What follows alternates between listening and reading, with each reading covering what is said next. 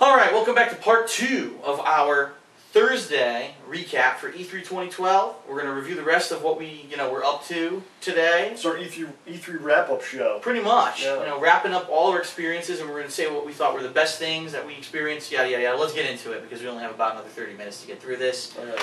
I looked up, I was at the XCOM event, and you were testing out the Sonic Racers. We said, let's walk around and see what other lines may be a little bit shorter, maybe some things we hadn't seen yet and we wanted to kind of see. Yes. And so we headed back into the other room, because there were 2 major rooms here during the conference, and we saw this game. We see this guy dribbling a basketball. Yeah, I heard about this game before this. Yeah. Like, I read about it, I was like, that sounds kind of weird. And then I was like, there it is, oh my god. And it still looked kind of weird. It's really weird. It's a music game. Basically, it's a music game, right? Yeah. Which use a basketball to make the rhythms. Right. And you can go, like, dribble with your legs, or pass, or do a shoot motion. Yeah. And we're looking at it, and we're like, how could you play this on a carpet or, like, a wood floor or whatever? Right. And then there was this woman that was like working there. She was upset. You could play on a carpeted floor. Like, we have a carpet here. I'm not playing fine. And then it's like, yeah, look at the carpet. It's this fucking thin. It's like a piece of paper. I'm sure they had like the ideal flooring underneath the carpet. Yeah, and a hollow, empty wooden floor with a thin ass carpet where the basketball was able to bounce. You can't bounce it on a real carpet. Basketballs do not bounce on real carpet. No. Sorry, lady, it doesn't happen. It just doesn't work. And the other thing we were saying is, all right, what about your downstairs or upstairs neighbor who hears boom, boom, boom, boom, boom, boom every time you play this game? I mean, not everyone has a giant house to themselves where they can do this kind of stuff. Take this out in the garage or the basement. A basement, that's what I was saying. I could see a kid in the basement. I think it might actually help you, like a kid, learn how to dribble better. Dribble better, I think it might actually do. But it's such a strange idea. Yeah. I mean, this is where things are stretching at this point. Like, when you're seeing stuff like that, when you see stuff like that, you just kind of go, things are just going completely insane. Yeah. So, I don't know. Like, these are just so beyond. I mean, if someone told you, like, 12 years ago, or this is where things would be, with people jumping around and dancing and basketballs, you'd be like, what are you talking about? What's next? Baseball? You have a baseball bat next. I don't know what's next. Swing it to a beat. Swimming or something? Swimming to music. Synchronized swimming. With the Kinect. Comes with like a tank of water? And yeah. I don't even know. Reading your movements. Things are going in a very bizarre direction, really. I don't know. So anyway, the only reason we were heading past that is because we were actually heading to the Video Game History Museum exhibit, where they brought all kinds of classic video game consoles, games, I almost said paraphernalia. Memorabilia. Like patches and pins and all the things you used to get through those promotions when you bought games and all that kind of stuff. We made 2 videos of that. That was pretty neat to see some of that stuff. Some of the stuff I owned at one point in my life, right. Absolutely. And see other stuff. They actually had a prototype Neptune console. Yeah, like every console. They had the Sega Neptune, which never was released, and it was a working prototype. Yeah, like every console, like in the order of like when they came out and stuff. Yep. So that was pretty neat. Yeah. Sounds like we got someone playing NBA Beats outside. Call security. Alright, up next, I went back into the Wii U area because I wanted to really check out the Wii U for myself. Because I hadn't had a chance to try it, and I couldn't get in my head this Zombie U game. I was like, how the fuck does this work? Like, I don't get it. Like, I gotta figure out how they use this fucking gamepad to play this first-person shooter. Yeah. So it was funny because there were 2 zombies back to back. You have one guy trying to play the campaign, and so the person's trying to instruct him. She's like, "Will you do this?" He's like, "It's cumbersome. I can't really control my guy, man." You're not doing it right. She's like, "Well, why don't you snipe that guy?" He's like, "Okay." And he's trying to. How the fuck do I zoom? She says, "Oh no, you don't zoom with the triggers or anything like that." She says, "Hold it up to the screen." So you hold it up in front of the screen, and the reticule of his sniper rifle appears on his little mini screen. So he's going like this to try to hide it, and of course you don't have super fucking steady hands. She's like, "Boom, headshot, yeah, I'm gonna do it." I was like, what is this? Like, what the fuck? They basically made the controls twice as hard for a game that people have learned how to play on a normal gamepad. You can play any first-person shooter on a normal gamepad with no difficulties these days. Why are you making it harder? It just doesn't make sense. Okay. Yeah, I mean, it's all it is you're taking things that are in place and changing the way that you accomplish it. For what? For what reason? Who said, I hate my gamepad? Give me something else, or I'll with my hands. No one asked for this bullshit. Yeah, I think there's a lack of. They ran to a point where they had no more ideas or creativity for you know, there's a point for where games. There's a point where when technology advances, and do you want to keep advancing it, or is there a need to advance it, or are you just advancing it for the sake of advancing? Yeah, well, there's the thing. They have to advance things because to sell more they product. have to sell more product. That's the problem. So you get to the point where it's like, well, we don't know what to do with games anymore. What else is there? Well, there's the controller. Let's make all these different controllers. Right. There's the TV. Let's make a screen and right. let's change all these components. So just because for the sake they want to sell more hardware, they're going to keep advancing the technology even though no one's asking for it. Right. And here's my line. This is my line. I told you earlier. I wanted to say. Nintendo had this whole thing where we're going to revolutionize the living room. We're going to, change your living room. You change it into a mess because now you have hundreds of controllers and screens and pads and all kinds of things. You turn the living room into a disastrous trash heap. That's basically what you've done. I agree. How many peripherals are you going to have around your fucking room? If you have 3 people. Tripping on Wii Fits and fucking Wii game pads and Wii boats and Wii nunchucks and fucking Kinects falling off your TV and PS Move swinging around your wrists, it's like, what the fuck, man? If you have 3 kids, think about how much, you each have a nunchuck and a Wiimote. Each have, it's a mess. It's ridiculous. So anyway, then on the flip side, I watched someone else playing Zombie U. Completely different scenario. This was a versus mode gameplay where it was one guy was using the hardcore or the pro controller for the Wii U, which looked exact. I swear to God, it is a fucking Xbox 360 controller. I don't know how they're not getting sued for patent infringement. It's the same fucking controller. As long as it's like slightly different, they're okay. So he's the human. So he's using first-person shooter controls. He's doing everything perfectly, no problem.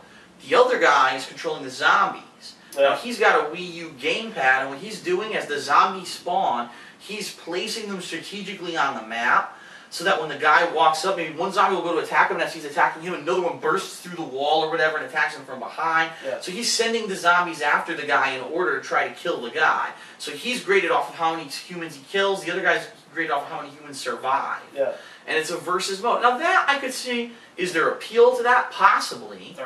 But is that really what people are asking for? Gimmicky gameplay, which is what it is. If this came out in 1998, this would be the biggest shit ever.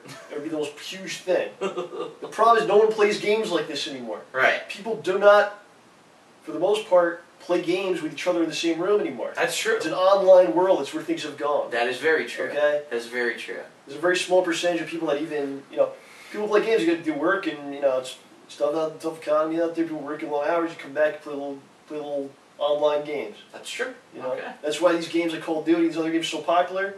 Play a game or two, and you're done for the day. Yep. Now you have to have another dude come over, got to hold the proper... Come on, let's set this up. All the 20 minutes of moving equipment. All the proper controls. Let's do it, clear the room. And lock the doors. You're playing the entire campaign. Tell the neighbors we'll be dribbling up here. You're playing the entire campaign, which is what, a good amount of time. You and I can do this because we're doing the videos, but, Right, I know. Alright, so, point taken, Okay. It's crazy. Yeah. Now, what I do want to say, off camera, I did get a chance to play New Super Mario Bros. U with the Wii U gamepad.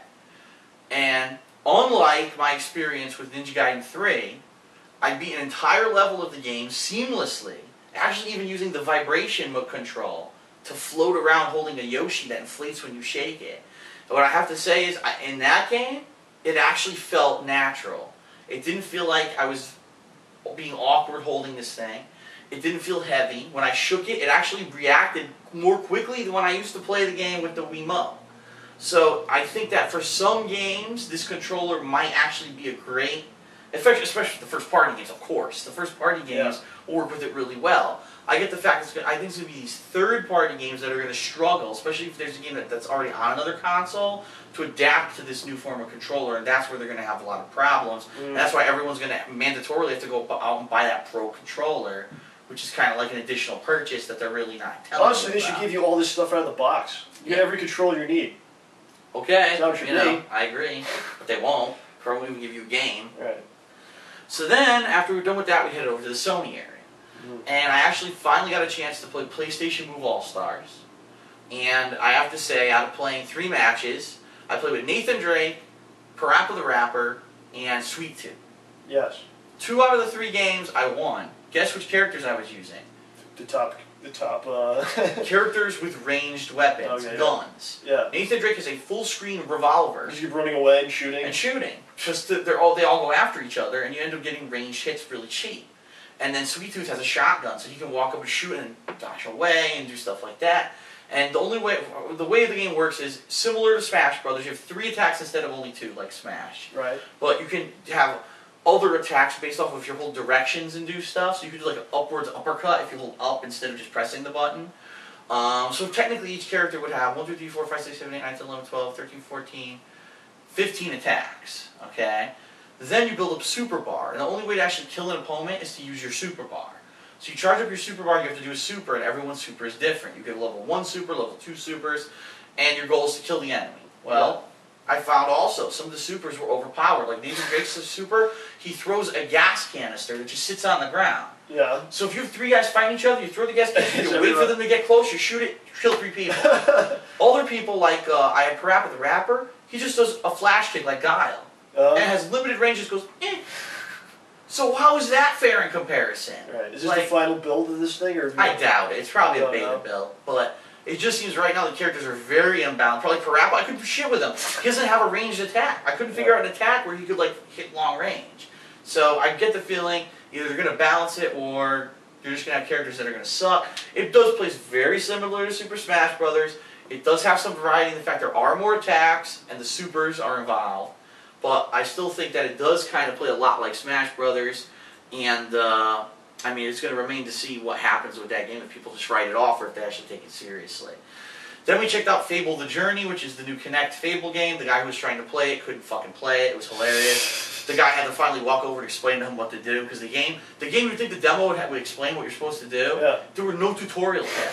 So it's like he was supposed to be charging a shot and do something to get an item. The game didn't tell him. He's like, I don't know. All those Kinect games is like a heavy involvement with like the instructor. Yeah. Which no one's gonna have that at their house. Right. So it tells you something. And then after that, I went over and I recorded people playing the Avengers Battle for Earth game, which we'd seen the trailer for during the press conferences on Monday, and I was hyped for it. I thought it looked good.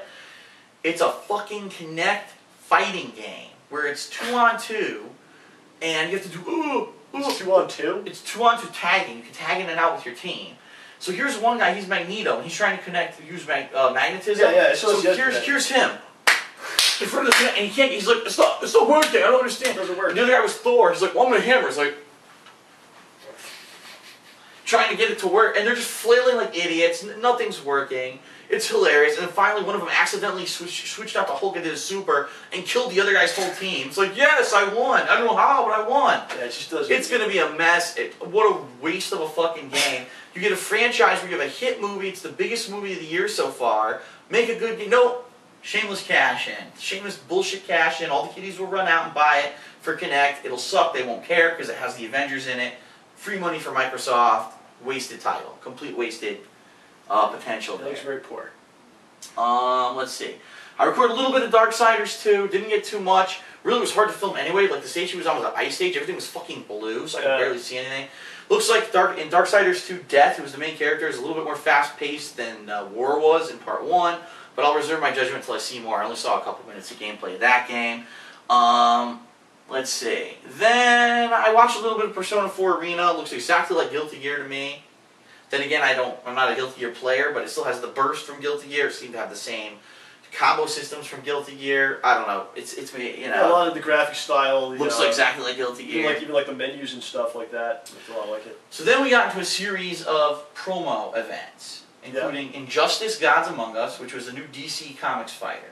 And this was pretty cool because we go in there. It's by the NetherRealms team who made Mortal Kombat last year. They pretty much right off the bat explained we made Mortal Kombat, so it's going to be similar. You know, expect that. And I think you were even saying some of the character models look almost exactly the same as the ones from Mortal Kombat DC, which NetherRealms also. The Flash, when the Flash came out, and he said, I can't remember what he said. Yeah. But it was like the same exact animation and the same voice and everything from that game. It's probably a lot of reused stuff. It looks a lot different in some ways. A lot like Mortal Kombat, like the combos were Mortal Kombat. Okay. A lot from the last Mortal Kombat game, obviously. Right. Even when the way it looked like how you built your super thing was kind of like your your bone breaking thing, whatever. It looks like a bone breaker move. Your supers look exactly like bone breakers from Mortal Kombat. And on the X-Ray, bone breaking stuff, but it's like you charge up your move, you do it, it goes into a auto sequence that does certain damage. Yeah. I was really impressed with the production value of the thing. It looks. They said that they want to make it look like a summer blockbuster, and it really does. It looks, the graphics are amazing. It has these insane cinematics where like they blow through cities and up in space and all kinds of stuff. Multiple, like that. just like in Mortal Kombat, you're going to fight through these stages. You might go up to a higher level. You might punch the guy through a building, fight him on the other side of the building or in the building. The stages are a major part of the combat. They were explaining there's going to be hazards in the stages. Maybe there's a car that explodes and hurts you. One person can throw the car. Another person will use it to blow up with bombs. There'll be electricity traps and stuff. There's going to be, the stages are going to be a major part of the combat. Of course, what this is going to lead to, from any competitor standpoint, who's done competitive fighting games, is it's going to be overpowered. There's going to be certain characters that will have infinite stages. Certain stages that are better than others because you literally like can use the environment. Like you put, there's a red, like the Batcave. There's a red button that you can push, and missiles come flying at your opponent. Right. So maybe that's a better stage than the other one. For example, a character like Flash, maybe he could do 1-2 launcher, dash back there, shoot the missile, dash back, 1-2 launcher, dash back, shoot the missile. So in certain stages, certain guys might be like insanely good. Right. And it's a thing to bring up. Like this thing they put on for us, which was the developer talking about the game. They didn't mention the gameplay. No. They talk about, look at the graphics, look at the stage things you can do, yes. Look at the crazy super. Yep. Nothing about like... You saw Ed Boon was in the room, right? That was him? He was on the right-hand side. He was just hanging out? Yeah. Oh wow, I didn't even know that. Yeah, he was in there. That's cool. I'd like to say hi to him. But, yeah, nothing about the gameplay. It's all about, hey, look at the environments being destroyed, the back being destroyed as you play. I think at this point they're going more towards, let's just have a fun game. That's just where we are. That's all these games, though. A competitive game that people are going to play in tournaments at this point. That's all these fighting games, though. That's what they're turning into, yeah. The only one that's left, Virtua Fighter, just came out with probably a great tournament game. No one's going to get it. That's true. So all these companies are going, we want to... Fair point. We want to sell stuff. Fair point. So then after that, we actually got into Star Trek. Surprisingly, because we had looked at Star Trek, always had huge lines all weekend. Finally got into it. Yes. Then we go in there, it's really cool because they hand us 3D glasses, which I wasn't expecting by any means. And what they explained to us immediately is that this game is going to be a game that takes place between that Star Trek reboot movie that came out a couple of years ago and the new movie coming out next year. And it's a fully cooperative campaign with Spock and Captain Kirk. So it's basically a two-player game. You can play it single player if you want, but then you kind of miss out on the experience of having the two-player co-op with it. And what we see is that Kirk and Spock beam down to this planet. Vulcans are in distress. They find some Vulcans that are dead. Then they find some Vulcans that have been mind-controlled and infected with something that's making them try to attack them. As you move on further, you find out that there's really some kind of an alien invasion going on this Vulcan planet. And it ends up being some of the original aliens from the Star Trek series. The original Star Trek series. Which I forget what they're called. The Gorgs, the Gorg. It starts with a G. Something like that. It's in the first season, like the first... I think the name of it was either the Arena or something like that. It was the episode of the original Star Trek series that these guys debuted. Yeah, it's like a famous episode. I remember it was the fight was and he's fighting with the fucking big rubber suit. He's coming after Kirk. And he's like, oh, he's a karate chopping the rubber suit and shit. So these are the guys, but they redid them, of course, for the modern times. They're giant badass mutant monsters, and they're using weapons, and they're fucking doing crazy stuff. I think you brought up the point. Looks a lot like Mass Effect 3, the game. Yeah, that's not necessarily bad. It looks just like Mass Effect. They probably use that as like a template, space shooting kind of thing for a movie-based game. I mean, it looks really good. It looks like Kirk will be more action-based, while Spock will be more using the tricorder to scan things and solve puzzles. What do you do if you're only playing by yourself? Then probably the computer takes over, or maybe you could switch characters on the fly. I would say too. I could see that. Yeah, I was wondering that, but for a movie tie-in game, that's freaking really good looking and really good production. So we saw that. I'm trying to think. Was that the last thing we saw? Well, I think it was. I think so. Star Trek, and then that was it. That was it. We said goodbye to E3. We did our final video, kind of saying that's it, signing off, and. Boy, what a busy week we had being here at E3. What I would like to say, a couple things before we even get into our favorite picks or whatever. First of all, I would like to say extremely special thanks to Machinima for getting us out here. The fact that, they first of all trusted us to come out here and behave. You know what I mean? It's like they were on the line for us, to come out here and behave and make sure that we're doing what we're out here to do.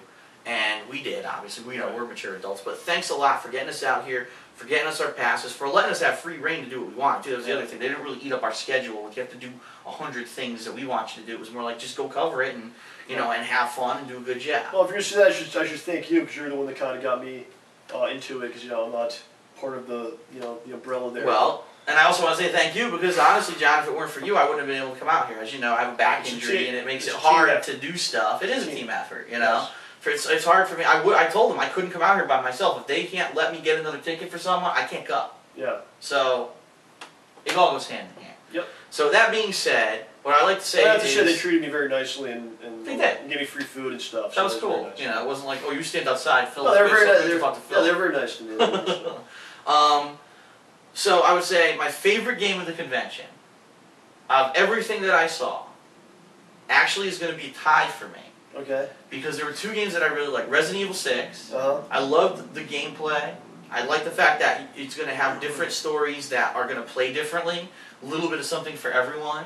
And it leads me to believe that the game's going to be long and it's going to be exciting. And it just the story also is very intriguing. Like, what's going on? Why are the original zombies returning, but there's still Las Plagas? And they're going like all out, like this is the end of the world kind of thing. Yeah, like the world is ending, right? Yeah, like there's zombies everywhere, Right. I'm going to say that's a tie with Watch Dogs, because Watch Dogs is probably the most original game that I saw at E3. I didn't play it, but we did see gameplay. And the gameplay I saw was some of the most original stuff I've seen, the production values, the fact that these guys are working hard to make a game that's not just a GTA clone, but taking that formula and adding so many new elements to it that it's making it its own entity, and it could actually become the standard for open world games if it succeeds at what it's looking to do. What would you say would be your pick and or picks? I have to go with Watch Dogs. It looks amazing. That looks like, there's so many, they're throwing all these terms around innovation and the future of games and blah, blah, blah. That's what that is, more than anything else. From a graphical standpoint to the gameplay where everything in the environment is alive, like you were in the game, That this was supposed to be a game, supposed to be immerses you into the environment and stuff, and absolutely does that. And that's like one of the games that's going to be like the standard. Sure. I think that they're going to have to try to come to and beat. I agree. I think Grand Theft Auto 5 might have some trouble. And it's funny because it wasn't even here. It wasn't even there. They didn't show it at all at E3. Maybe that was smart, because what if that didn't look as good as that? Yeah, that's a good point. Might have been bad. That's a good point. So. Yeah. My worst game. Again, it's a new title. It's a new franchise. Yes. A new IP. That's refreshing. It's not just another fucking sequel. It's a cool idea, and it's a whole new thing. Amazing.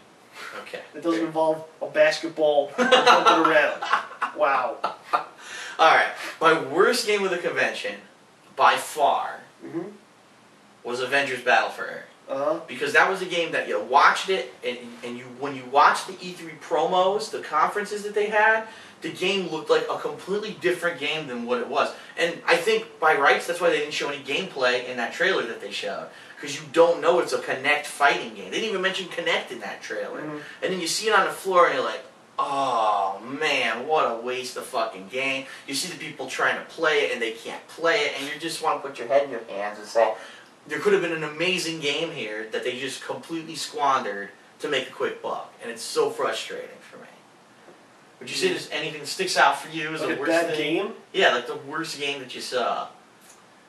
There's nothing that's that I thought was really bad. Just things that make me angry. We've kind of talked about that. Just this this silliness and just a lot of the what is going on, man? You walk around this thing and you're seeing things that are just dance. You see people dancing all over. Yeah. You see fucking people dribbling basketballs. And you're like, this is gaming? What is going on here? And I really feel like maybe the era that I the games and the era that I really liked and that I'm from is definitely over, and it kind of makes you upset, but at the same time I think I have a lot of optimism.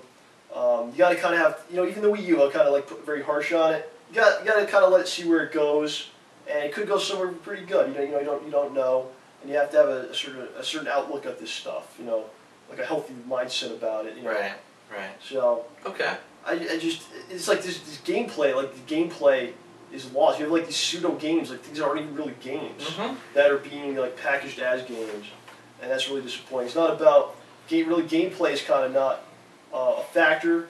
You know, you have like this, you know, the wacky stuff, and then a lot of these other games, like it's just overly cinematic too, where you're not really playing something. You're kind of walking through, doing a couple little things. You know, it's not even like a challenging game, and then all of a sudden here's a movie. Right. You know, so, I don't know. We're kind of going into a weird area, but I have optimism, and we'll see where things go. Okay. Well, I would say two things that I do want to say. I know we're running out of time, so we gotta like wrap it up. Most disappointing thing about the convention for me, by far, is that there were AAA titles that people wanted to see, and they decided to make them VIP only. We're talking Dishonored by Bethesda. We're talking Beyond Two Souls from Quantic Dream. We're talking, there was one or two others as well that people were like, Phil, can you play? Can you play? They just would not let the common people in. And that's bullshit. Because you advertise your whole fucking event with these games involved. They were at the press conferences. If all the advertising on the doors was for Dishonored and you can't see the games. It's like, why the fuck are these elitist people still existing in this community? Don't you want to sell the games? Then you better fucking show the games. Right. Dishonored comes out in the first week of October. That's not a lot of time. Oh, wow. And they still haven't shown anyone any gameplay. It's like, get your fucking head out of your ass and show the common people your games. Okay? Well, the most disappointing thing about the entire trip, and I think you're going to agree with me on this one, is that LA traffic sucks monkey ass, alright? You can't fucking move. You can't drive. You can't get anywhere. A drive that should take 15 minutes takes an hour. Yeah, you get lost. You can't get from right lane to left lane in 2 seconds to get on the highway. Yeah. It's a fucking nightmare. And if we didn't have to drive, we probably could have got a lot more done on this trip. In regards to just even games that we could have played, stuff we could have seen. Even just going places, I probably would have been more keen to be like, let's go out and drive and shit. You know, right, let's go check out Hollywood. Let's go do this and that. And it was like I could probably do a whole half hour just talking about the driving stuff. But which we'll do that, yeah. Maybe someday. But maybe someday. I have to say this, it sucks getting around, but the people aren't dicks. Like people are good. Like they seem like they're good drivers, and like they understand. Like okay, you have to go in. Like where I'm from and where we're from. Like people are just dicks on the road, and if people here are like at least are cool about things, you know. Right. So I will say that. All right, that's it. Real quick, I know we're out of time. Thanks for tuning into our E3 footage this year. We had a blast. We're hoping that you enjoyed it. Please, if you haven't watched it all, go back and watch it all. We think we tried to cover as much as we could, be as thorough as we could, be as fair as we could with everything that we said. We were free and independent, and we weren't afraid to we didn't pull any punches with what we said. And hopefully you enjoyed it, and you know, this will be able to happen next year as well, and hopefully in the future to come. And you know, we enjoyed doing it as much as you enjoyed watching it. Let's put it that way. Okay. So for E3 2012, I'm DSP. My friend John Rambo, as always, is by my side. E3, we did it. We survived. No vids tomorrow because we'll be traveling back home, obviously. Yeah. But I would say maybe expect more vids from. I'm sure you have a lot of stuff to show these guys. Yeah, I should have a nice video. It'll probably be a couple minutes long at some point over the next couple of days, hopefully. So. Cool. And then whenever I get back into the swing of things, I'll be playing more games. So. And we're on Attack of the Show, so there you go. That's right. We're on Attack of the Show. We were on G4. I did this. We were on GameSpot. We were on everywhere. I like this. That's right. That was my part. So, very good. Congratulations, Watch Dogs. Very good job. Yeah, it's awesome. And we will see you guys later. Peace.